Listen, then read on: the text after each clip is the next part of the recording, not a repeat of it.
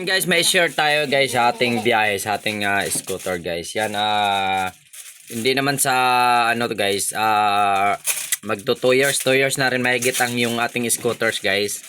At napapansin na talaga nakakapanibago. Kasi kung i-compare mo dun sa Decambio guys, less talagang maintenance ng mga Decambio kaysa mga scooters type.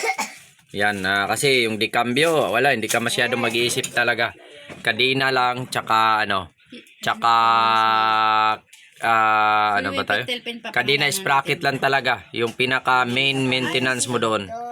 Ano na yun, given na yung gulong kasi talagang usually magpapalit ka ng gulong.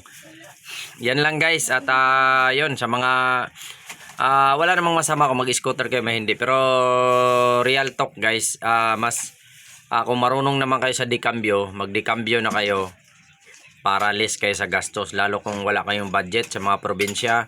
Yan, at hindi kayo magagastusan, kumbaga. Pero kung may budget naman kayo, willing kayo mag-scooters, kaya nyong pumunta sa shop lagi, mag-scooters kayo. Kaya yan lang, ano ko lang, opinion ko lang, experience ko lang. Scooters medyo magastos talaga siya kaysa Decambio. You know, kasi yung may Kawasaki Barako ako, may Badja ako, may Rusi, tsaka Smash. Yun, same lang sila, napakatipid. Wala kang wala kang masyadong sakit sa ulo. Pero ang scooters, yun, wala, every other day ka, lalo pag nabili mo si Kanhan, usually maglalabas ka talaga ng pera. Sa panggilid pa lang yun. Yun, panggilid pa lang. Ang advantage naman, yun, ito na yung maganda. Ang advantage naman sa scooters guys, yung makina niya mismo. Kasi hindi siya masyadong madumi ang langis sa makina. At anuhin nyo lang talaga, make sure na lahat ng mga oil seal goods. Kasi minsan doon lumalabas ang oil seal at hindi ito halata. Kasi minsan nandoon yung oil seal lalabas sa may magneto at hindi siya masyadong halata.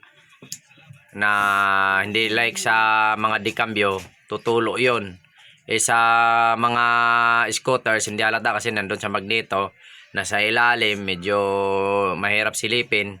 Kaya yun lang ang advantage ng scooters.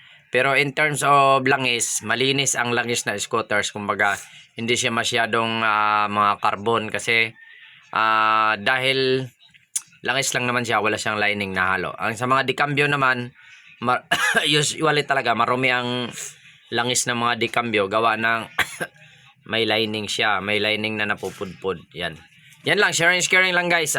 Kung bago lang kayo dito sa ating YouTube channel, pa-subscribe naman ang ating YouTube channel at pa-hit na rin yung notification bell para updated kayo sa ating masusunod na vlogs.